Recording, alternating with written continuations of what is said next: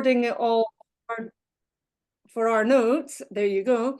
But the only bits that go out online are the first half hour. So any questions and Q&A that we have, don't worry, that doesn't go online. So it's sort of like Chatham House rules from that perspective. So you can feel free to ask questions. Anyway, I'll kick off because my tea will get cold shortly if I don't drink it. For those of you that are new to a cafe, good morning and welcome. I'm Jenny Milne. I'm the founder of SRITC. And as many of you know, we've been running these online events and they actually all started when Alex and I started planning them before a pandemic started. So we're ahead of the curve back in the day. Anyway, just a few housekeeping pieces. If you can just stay muted for the next 25 minutes, that'd be great. Then when we go to the Q&A, just unmute yourself, introduce yourself, and it's like being in a cafe, just have a conversation. The chat box is indeed your friend, and for many of you, you know what to do, but for those of you that don't, introduce yourself. If you want to put your postcode down or where you're based, that would be great, because it also helps us with our funders and to be able to show where people come from. It's also about sharing ideas, putting links into different bits and pieces, and it's all about that knowledge exchange. Usually I ask people to share cake, and I'm going to be really, really bad this week. I am literally sitting here with chocolate biscuits. I have not got proper cake. My sad news is that my normal coffee shop is closed at the moment. Therefore, I can't get my normal baking from Nethy Bridge. So if you've got coffee or cake with you, please do just show it and share it with other people. Oh, Lynn's got her cup of coffee or tea going there. I see it being slurped away. So James Gleave's usually here. Oh, Sarah's got hers. Rennie, what have you got, Rennie? You're showing me up. It's not bread today, is it? No, it's not bread. It's a power raiser. But I do also have chocolate biscuits for later. It's a Friday. I'm gonna need it. Doesn't make me feel so bad. So without further ado, with food and drink in our beings, last time, instead of me going through all of this, I asked our experienced doers about what they thought SRITC is. So this slide just explains who's behind the scenes, who are the directors, who's the advisory board, and some of them are here today, and who are some of our volunteers behind the scenes. So I'm going to pick, and you may be able to guess who I'm going to pick, because I haven't picked on this person before. Sarah Murray. Yeah, I know. It's like being on one game show, isn't it? What does SRITC mean to you? Why do you keep coming along to our cafes? Instead of me doing this blurb, you give me your blurb. My blurb, it's a way of connecting with other transport professionals across Scotland. It's getting information about what's going on in the transport sector, and it's fun.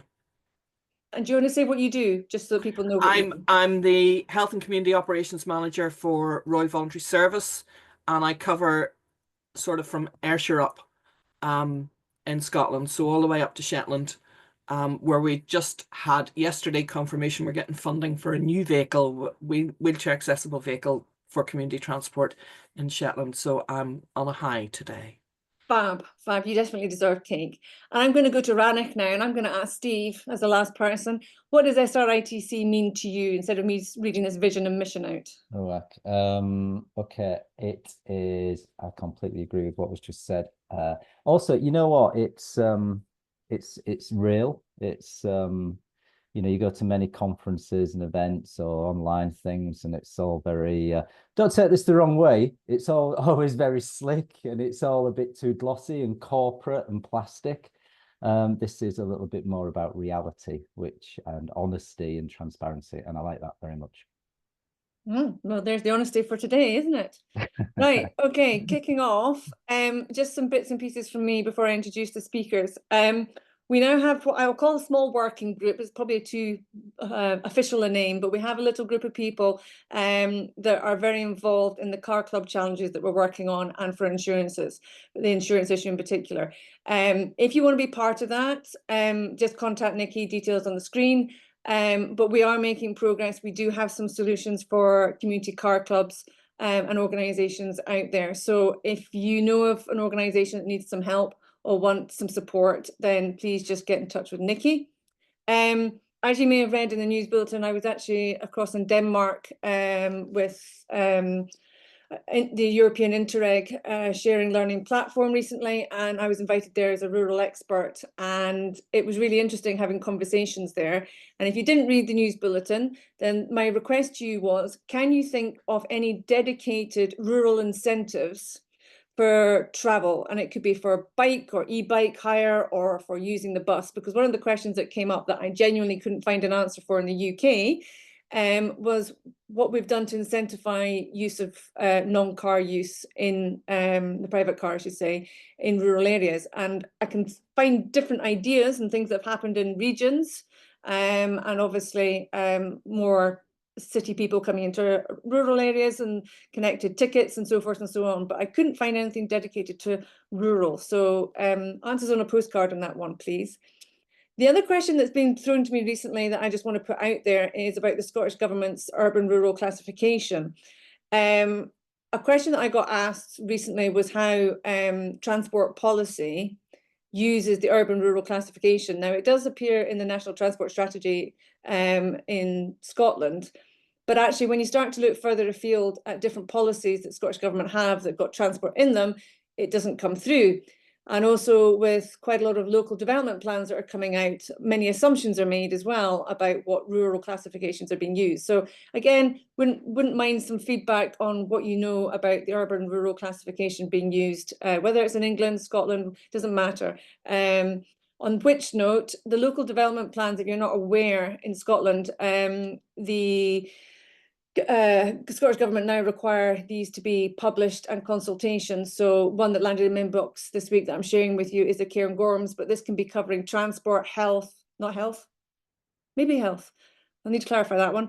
Housing, energy, they're all coming through commonplace. So you might want to just check that out for your local area as well. And if there's anything that you want SRITC to consult and feedback on, then let us know. Nearly at the end, the second last bit for me to say is that Sasha, who some of you may know from being at the gathering and on some of our cafes, he's based in Germany, has asked me to join an advisory board for a project that they're running for the next 3 years. And that's about rural logistics and particularly looking at cargo and cycling. So if anybody is interested in that sector or has some contributions to make, then please let me or Sasha know and we can feed it in. But I'm sure he'll be doing a cafe at some point in time. And just a random thing I found out this week, that did you know today is a public holiday for all those people that work in national parks? Because I've actually had quite a few emails from people to say that they can't come today because it's a public holiday for national parks. Who knew? So I'm sharing that bit of information. So a bit of logistics. If you're trying to get hold of the team, there won't be anybody around from the 17th of December. And I'm also going to be away with the PhD to America. So I won't be back around until about the 17th of January. So you'll have a quieter inbox, although there will be some exciting things landing in your inbox in the beginning of January. Just giving you the heads up. And yes, I'm still dealing with concussion. So if my mouth doesn't quite keep up with the brain, you know why. Anyway, on to today. Today we're talking about health and transport, and interestingly enough, it was actually a subject in Scottish Parliament this week, and the subject seemed to focus very much on the abuse of bus drivers. Another thing that was in the news just yesterday, in the north of Scotland, Aberdeen Royal Infirmary, accident and emergency is now at critical level, and the pressures are so bad that they're actually now diverting people 2 to 4 hours away to other hospitals. So that's the state of play that we've got in Scotland just this week. Our speakers, we've got Claudia and Ian from Change Mental Health. If you come to the Royal Highland Show, you will see these guys, and you may have seen Jim Hume over the last couple of years within SRITC community. So they're going to share some of their projects. And then you're going to hear from the Netherlands, from Jaap. And I have to say, you've got to have your visuals ready, and you're going to have to compete with Jaap on this because he's got really, really good visuals. I think you'll get the award from me this year for the best visuals. Sorry to anybody else. Anyway, and without any further ado, I'm going to hand over to the team at Change Mental Health. Over to you guys. Good morning, everyone. So my name is Claudia. I work for Change Mental Health, and I'm going to very quickly show you the presentation about our work in Scotland. So while I'm preparing the slideshow for you, just to let you know, we are a nearly 52 years old charity. We've been in Scotland supporting people. Let's start from the beginning. Here we go. We've been supporting people with mental illness and poor mental health. And at the moment, as far as last year impact report, about 80% of the people we support as an organization are based in the rural areas of Scotland. We deliver support anywhere from Sutherland and Caithness down to the Dumfries and Galloway. And I'm going to have a very quick part about barriers faced by the rural community. And I'm joined by my colleague Ian Graham, who is the National Distress Brief Intervention Project Lead for Scotland, who's going to tell you a little bit more how we can prevent poor mental health and intervene on time. So we all know that rural communities are facing very unique challenges, and it's going to be difficult not to say that geographic isolation and transport inequality are the big part. There is a problem with access to the support. There is not enough of mental health facilities available for rural communities. But one thing which is coming up quite often is the stigma and lack of privacy. Rural communities are small, they are very close-knit, and people are afraid to talk about their mental health. I had a very interesting conversation with a chap down from England, but still based in a rural location, that the only person in his village who he can speak about mental health, because she's a mental health nurse, is his mother-in-law. So speaking with your mother-in-law about mental health for some could be a massive barrier. But I guess it's very important for us to as well mention the fact that rural communities are facing large economic and occupational stress. It's just the reality of lives. It's the weather, it's the access to fuel. There is stress and we need to react on time. And that's why Ian's going to be talking to you right now about the Distress Brief Intervention Project, which Change Mental Health been piloting in Scotland. So it's floor is yours, Ian. Morning. Thank you, Claudia. Hi, folks. I'm Ian Graham. I work with Change Mental Health. We are the Distress Brief Intervention Lead in Dumfries and Galloway, Ardell and Bute, Western Isles and Highland. So we provide this service. It's a world-leading programme. It's nationwide now as of a few days ago. 75,000 referrals since it first started in 2017. And basically, as soon as you have access to a phone, you will access DBI. These are the main presentations. Public Health Scotland, we record for them. Financial, relationships, housing, anxiety, stress, depression, isolation, life coping issues, bereavement, social problems, self-harm and suicidal thoughts.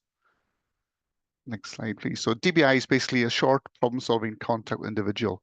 Just to paraphrase, if someone's in distress, anxiety, suicidal thoughts, self-harm are dealt with by Scottish Ambulance Service, the police, A&E, GPs, frontline workers, NHS 24, and they feel they're to do with DBI, they can refer to us. So within 24 hours, we're a 365-year service, Christmas Day, Boxing Day, New Year's Day, the weekends. We will call that person sometimes within the same day they get referred. We'll end up with 14 days emotional and practical support. So anyone who's 16 plus can be referred to us. We have a pilot data for 14, 15-year-olds. We're one of the ones at the moment. So if they go to the front line, it's a two-level approach, support for them and also supporting for the frontline organisation. It's not for those at imminent risk of suicidal self-harm, though we do work with them throughout, and we ask these questions as well. Next slide, please. So level one is when someone goes to GP, police, A&E, there are high levels of distress, potentially suicidal thoughts, self-harm thoughts. They do a compassionate supportive conversation from the frontline provider. And then if they're eligible, they refer them to us for further action. So we speak to them. It's a person-centered approach within 24 hours. If you're at the GP before midday and they refer you, we'll be speaking to you that afternoon. Over the weekend, we'll line you up for 45 days of support. It's been empowering individuals to self-manage, looking at strategies, looking at the positives in their life and trying to let them work with them for future things. And we work on a distress management plan, which looks at how to do it. So again, the focus is promoting self-management and providing them the support for the further services they need through signposting. So to begin with, we explain what DBI is. We're not prescribing medicine. We're not a listening counselling service. We're not an immediate response service. We do welfare checks through the police, but it's quite rare we have to do that. We emphasize a collaborative nature, so we expect them to do homework in relation to the meetings. We're a confidential service unless they're at risk of harm or harm to others. We look at their current distress, what's causing it, what's the rationale behind it and the reason, and we look at steps to manage that immediately. So it's a 14-day program, and we build rapport and establish trust. So one of my staff is on who dealt with a case study we're going to discuss, so they're available for questions as well. So this is the key thing, the plan. To begin with, we looked at their emotions, concerns, and strengths, identify what's triggering them, what's the cause of distress, what's worked in the past to cope, and on a strategy. Then we looked at problem solving. We look to work together. It's always about empowering them to take the lead, to look at things differently to what they have in the past, encourage connections with other services, and provide tools and strategies like decider tools, breathing skills, self-support, things like that. And at the end, we manage, what's your coping plan for dealing with the distress? What do you look at for dealing with the triggers, the coping mechanisms? How do you build confidence in yourself? Always looking at the positives, looking for them to look for the positives they have in their lives and what works for them, and see if we can build that so they support them for the future. So basically the case study is we had a person lived in a rural location, rural care home, referred by their GP after their spouse's loss. They were bedbound, no visitors, family had moved away from that location. Their distress rating was 9. So the coordinator spoke to them within 24 hours, gave them a few tools, breathing tools, distraction tools, little things that works for them in the past and see if they can work for the future. Focus on listening and addressing their isolation, their anger, their grief. What coping techniques might work for them? And the member of staff who dealt with them is on, so they're really good listeners, so they're able to do that. So basically the outcome was, after 3 appointments, we had worked with them and got their distress level down from a 9 to a 2. And that was done through basically being able to there for them, to listen to them, to see what works for them, what their isolation. Also, because we're a local community-based service, our staff live and work in the communities, they knew what's available, what the signposting was available, what's there for them, and how we can support them. So we're able to provide for them. So the client went away, they had a wee plan for the future. They got access to a listening service, was a local charity provided. So we provided them with links for the future and make this more supportive for them. So the client was very, extremely thankful at the end of the service, because we managed to be there for them and to listen to them and provide some links for them for the future. So this is the evaluation that was previously done a few years ago. 90% of individuals show a decrease in distress during the 14 days. Most continued using the tools or studies at the moment to see if that's still ongoing. 9 out of 10 report being able to self-manage for the future independently, and it give them some empowering skills. And potential for suicide prevention, 1 in 10 indicated they may have attempted suicide without DBI support. So that's one of the really key ones. I say there is studies by Scotsen, the University of Stirling, University of Glasgow at the moment, to see if that's continuing and how that's working. The next one, please. And the key, rural support, reach out once to help fast. NHS 24, it's there for everyone who's got a phone. Doesn't matter where you live in Scotland. Police, if you phone them, Scottish Ambulance Service, NHS 24, they may refer you to us. NHS 24, it's there for you. One of the items is DBI. All we do is we ask you to answer the phone when we phone you. And as I say, Welsh Remote, we are connected. It's accessible to everyone in Scotland. Please make use of it if you can. Phone these agencies if you do feel in distress, and it is there for you. Our staff work in your communities, they live in your communities. They know the challenges facing in your community, so we're there to support you. And thank you. Great. And so on to time. We've only got a couple of minutes left, okay? Claudia, so do you want to? Yeah, sure. No worries.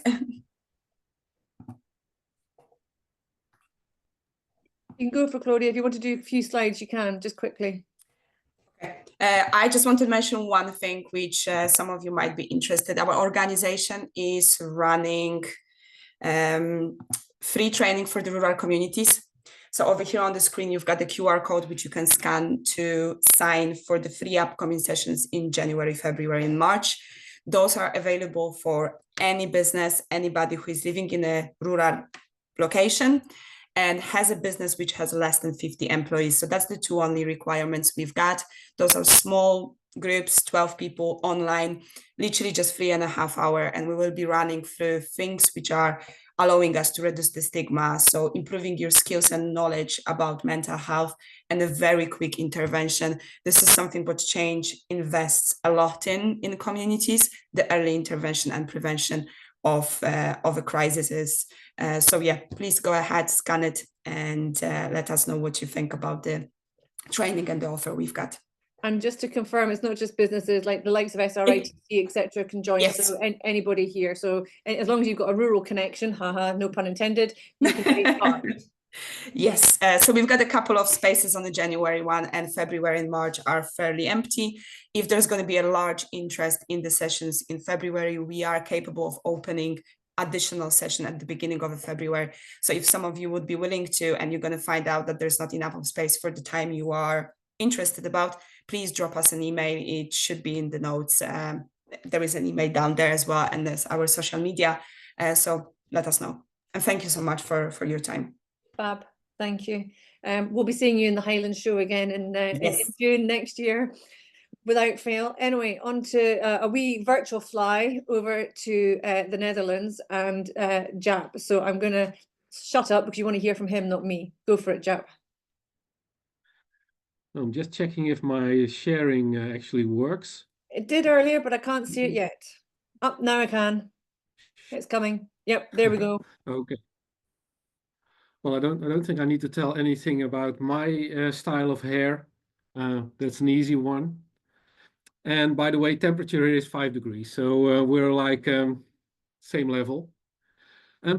Just like a first remark on the statue on the first sheet, that's a lady waiting for a ship.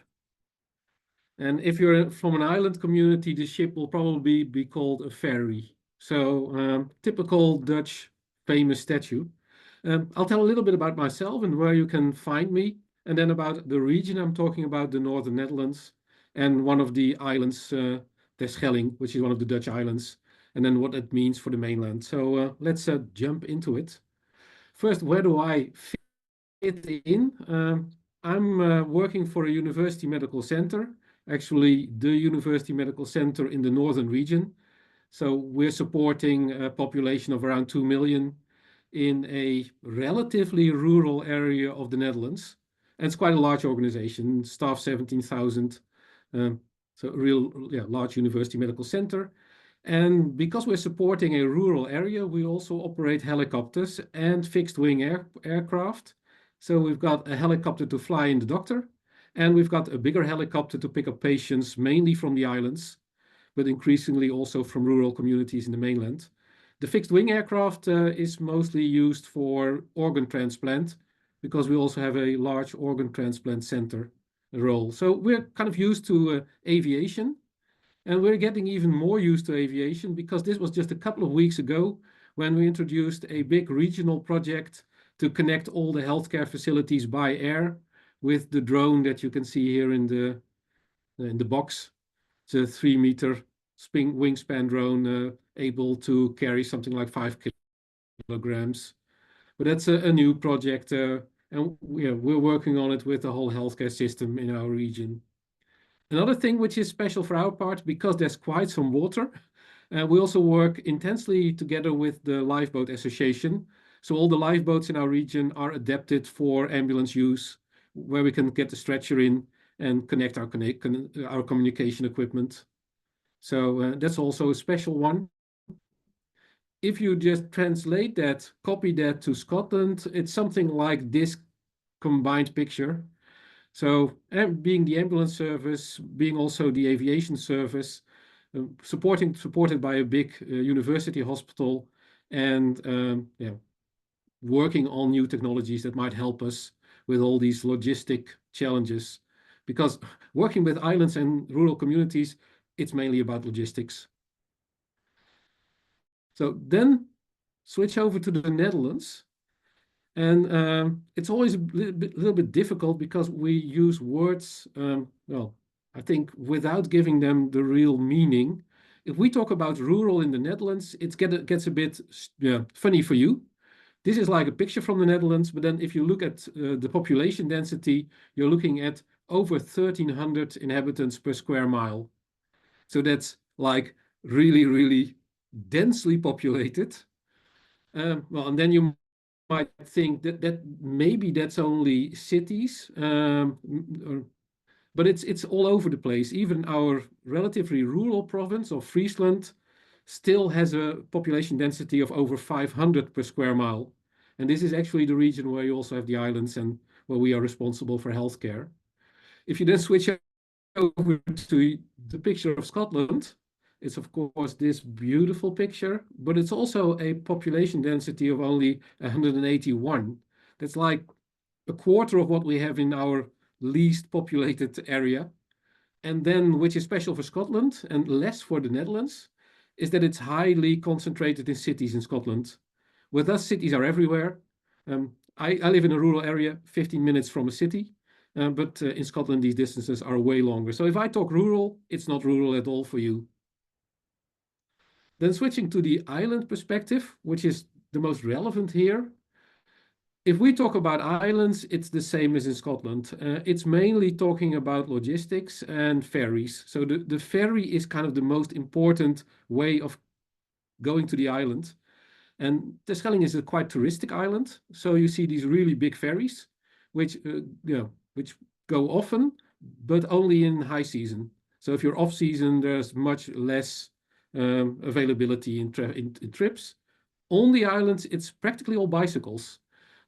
The bicycle in the Netherlands and the e-bikes are the most popular way of transporting short distance. So you see lots of bicycles, and public transport increasingly on the islands is also going electric. So these are electric buses. And of course, there's also digital communication. I've just put in a Starlink availability map, but they've got cell phone connectivity connections and also Starlink if they want to. And then the new things, and I think this is more interesting for the Scotland use case. We're working on a autonomous ferry project to connect the islands with autonomous ferries or with low crew ferries, so reducing the number of crew, which would probably lead to smaller ferries going more often, but yeah, with less crew and more like electric. So this is really a big project, and it's a difficult passage through this tidal area. This is one. This is another one. This is about driving without a driver. And of course, this is a big bus for metropolitan areas, for city areas. But if you can scale this down, you might have your robo-taxi, which might be interesting. Then if we approach this whole island question or rural community question, we see it a bit as a jigsaw puzzle. So we'll first look at the island, and here you've got a very touristic island. Even in the left upper corner, you've got a visitor from Scotland. And in these kind of areas, you need to decide how much healthcare you can actually deliver on the island. So it becomes a kind of jigsaw puzzle where you know the demand on the island and the available workforce, and then start looking at which parts of my healthcare system can I actually locate on the island. And what does that mean for the amount of support we need to give them from the mainland? So you see here this index with all these different little mini scenes. And if you really pick up the whole package of puzzle pieces, you've got like dozens of these puzzle pieces, which all are showing a certain service that you could deliver. For instance, here on the left, you see X-rays. At the moment, we've got X-ray equipment on all our islands, where it's being interpreted on the mainland, and that decides what you need to do with the patient. But these are the kind of things that you start discussing. Would it actually make sense to have an X-ray on the island or any other service? And it very much depends on the way the island or the rural community is connected with the mainland services. So what have you got in physical transport means? Ferries, helicopters, lifeboat, or drones. And what have you got, and that's the lower corner right, what have you got in digital connections? Can you actually connect to mainland services, doctor on the mainland, mental health service? And this in total creates a concept of operations, a concept of supporting an island, where a lot depends on what's happening on the mainland. So if we switch then to the mainland perspective, you've got this busy city with this busy hospital with a lot of demand coming from the city area. But here they need to decide what kind of services they can actually deliver to the island. And the island is on the horizon. You can see the water in the far horizon. So first question, what can the hospital deliver in services from a logistic perspective, really transporting things like lab samples from the island and doing the laboratory analysis on the mainland, but also delivering medication, but also transporting patients and even doctors. So what kind of service package can they deliver? And then lower you find your whole digital backbone.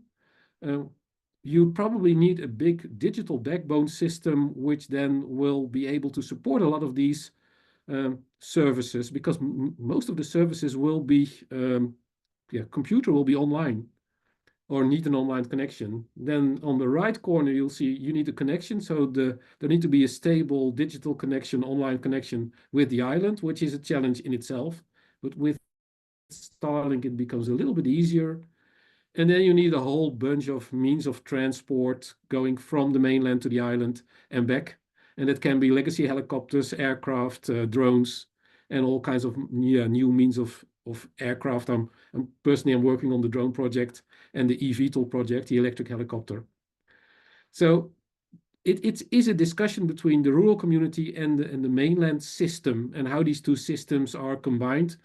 And we found out is there are way too many silos in the healthcare system. So you really need to have them on one table and discuss these kind of decisions, what you can put on the island in services and what it means from the mainland. But last sheet, conclusion, is not about all these systems. This is what we learned over all these decades of supporting islands, that we are always approaching it from a mainland mindset. We're also always thinking about business models and if they would be really successful. But what the islanders always learned us is that there is a reason why they live on an island. There's a certain value for them in living on an island. So we kind of switched it, and we're much more approaching it from the island perspective and asking them what they want. And also asking them what they don't want. They don't want to become a suburb of a city. There's a reason why they live there. So it has become less of a business model discussion and more of a value discussion. And I hope I kept it within my 10 minutes, Jenny.